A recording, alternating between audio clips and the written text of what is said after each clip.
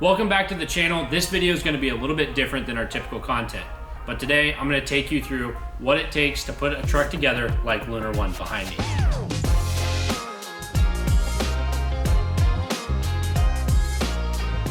Let's talk a little bit about where you have to start to be able to even begin to incorporate these kinds of parts. So when you're doing a motor swap on an older vehicle, it's a lot simpler. With some simple wiring and a basic ECU, you can get that motor up and running, and a lot of times you can get all of the other electronics around it to function pretty much normally without really much hassle.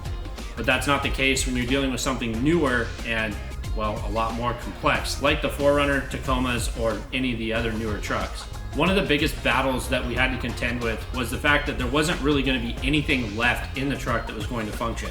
Now, once we had decided on the 2JZ being the power plant that we were going to use, we had to really kind of take a look at what we were going to be able to reuse in the truck, and unfortunately there really wasn't much. So we stripped the entire truck down, all the way down to the body. There isn't any original wiring left, and there's no really original electronics.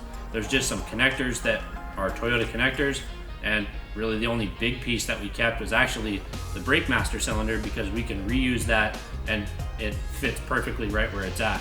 One of the other pieces that we kept is the factory steering rack. That's going to have to get replaced down the line, but for now it's going to work, and it's going to work actually pretty well with the front suspension we have in place. And then later down the line we're going to find a much beefier rack to put in there. But aside from that, pretty much everything out of the 4Runner had to be taken out, and here's why.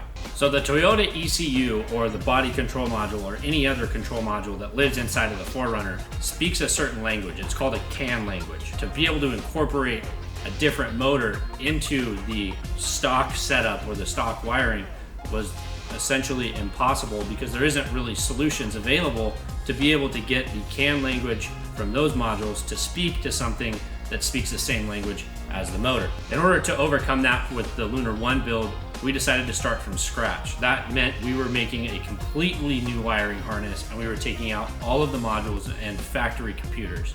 And to replace those, we had to have something that was equally as capable and powerful to step in and be able to control the electronics in the 4Runner that we wanted to keep, as well as be able to take over and read from the sensors what's going on with the 2JZ to keep that thing running happy and healthy.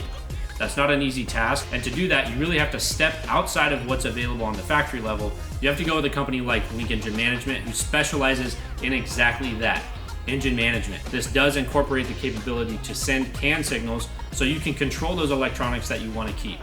So once we had decided we were working with Link Engine Management, we had to take a look at the 2JZ and figure out what needed to be monitored on that motor. And Link actually provides a lot of the sensors that we need to be able to keep an eye on the things going on the motor. That's oil pressure and temp, that's a MAP sensor, that's coolant temp sensors, as well as monitoring the fuel pressure and other things going on inside of that engine bay. If you think about it, your factory engine has a lot of the same components, but they're not going to be motorsport grade, and they're probably not going to be compatible with a standalone ECU, because they're looking for very specific parameters from these sensors, and these sensors are going to be giving it the exact info that it needs to make sure that it's monitoring that motor and keeping it alive. When you're going with a high performance motor like an LS or a 2JZ, and you're putting a lot of money and a lot of effort into building it up to be as powerful as possible, you want to make sure that you're protecting that motor at all costs. One of the really cool things about Link is they have safety parameters that are built into the ECU and the tuning software that you can set up to make sure that if something were to go awry, it's going to take the motor and essentially put it in limp mode. And that's a big feature, especially if you've got a ton of money tied up in it like I do in Lunar One. If that motor was to go kaput, I would be very bummed. And so having a feature like that with a company like this is super, super important. As far as the ECU that we're using in Lunar One, we're using one of the G4X Link Extreme X ECUs. Now this thing has a ton of features. It also functions perfectly with a CAN lambda sensor, which is going to be really important for us because we're using different fuel types. We're also going to be operating at different elevations, and pairing up this ECU with a CAN lambda sensor allows this ECU to calculate based upon what that sensor is telling it. No matter what fuel we're using or what altitude we're at, it's going to make sure the tune is targeting the ideal conditions to make sure that the motor is running properly. Now that CAN lambda sensor sits in the exhaust and it replaces an O2 sensor. You're probably familiar with what an O2 sensor is, but it sits in the exhaust and it monitors whether the exhaust is too rich too lean. It's paying attention to what's going on and telling the ECU what to do on the tune side. Really cool feature, and also something that's going to help keep this motor safe. Now, one of the things we're using from Link that's actually something we could use even if we weren't going with a standalone ECU, we're using this CAN keypad paired up with a Link PDM, and these are essentially the equivalent of what most of you know as a Switch Pro.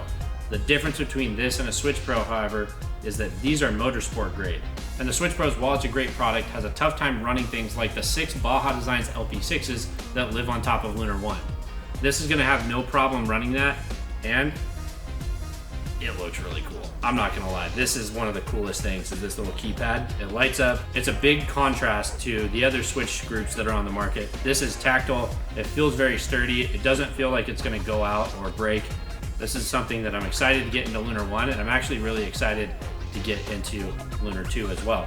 These are actually currently available on 8Runner Off-Road, and if you reach out to us, we'll help you put it together if you're wanting to step up your switch panel game and go with something like a Link. I recommend it. It's not for everybody, but for those who need it, you'll be really glad you did this instead of some of the other things out there.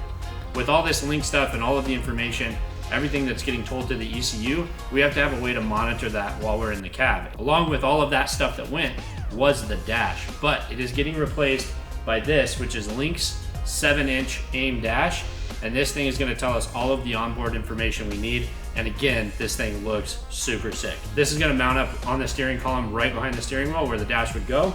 It's going to make sure that I know whether or not I'm good to go or if I need to shut her down. So lots of stuff built into Link, not only performance and the great ability to be able to tune and get your motor running perfectly, but also great looking products and honestly, great support. The software that you use to tune on this is very straightforward, very simple. If you do engine tuning, you're not going to have any issues navigating around in it, or if you have a tuner you like to work with, they won't have a problem using it either. If you decide to go down this path and you want to build something crazy like this and you need help finding a tuner, reach out to me, shoot me a DM, drop a comment on this video, we'll help you find somebody that can tune. Now with all this Link engine management stuff, this is going to make sure the 2JZ runs and it's safe, but that still leaves a lot to get done in the engine bay. Everything had to get removed and be replaced with something that was motorsport grade or something that would be compatible with the sensors and everything that's needed for the Link.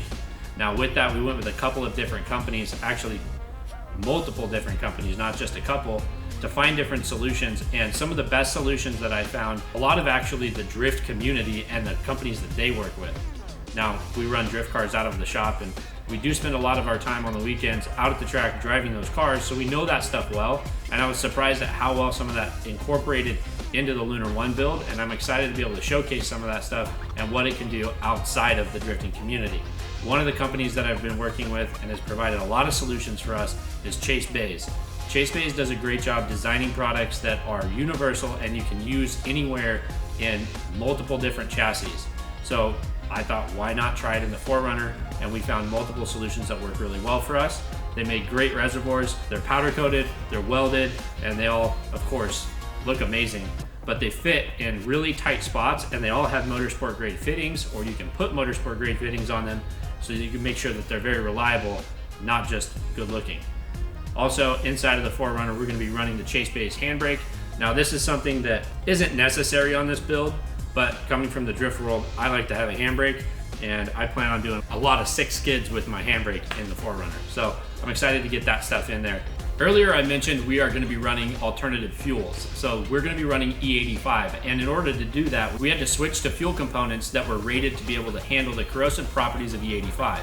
Now it's a great fuel. It allows the motor to run cooler. You can even make more power using E85, but you do have to tailor your fuel system to do that. And we found Fuelab, who is a company who's on Baja trucks, they're on pre-runners, they have components on Ultra 4 trucks.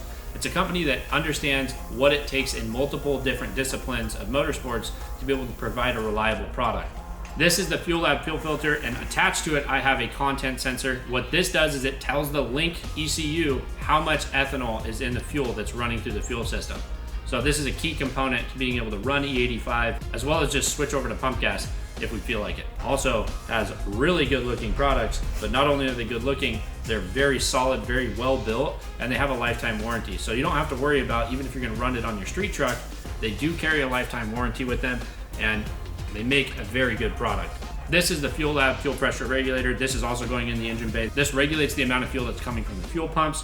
All of these components are all linked together with what's called an AN line. An AN line is, well, I guess AN is short for Army Navy. All the hoses actually screw on to the ends of these fittings, and it's a nice tight fitting. It seals really well, and it's very easily serviceable. A lot of the different areas in the 4Runner, we're using a fitting called a dry brake fitting, and that allows us to be able to break those lines without having any sort of fluid that leaks out or having to bleed those systems again, and AN fittings are a perfect complement to that. Now, the last company that I want to talk about is Rad Industries. Now, Rad Industries makes a lot of components that are specific to the 2JZ, and we used quite a few of them actually on Lunar One. Now, what that allows us to do is be able to convert a lot of the different hoses and things inside of the engine bay to AN fittings. It also creates solutions so that we can put the 2JZ into the 4Runner, and we don't have to use the factory Toyota engineering and rely on whatever is left on the motor.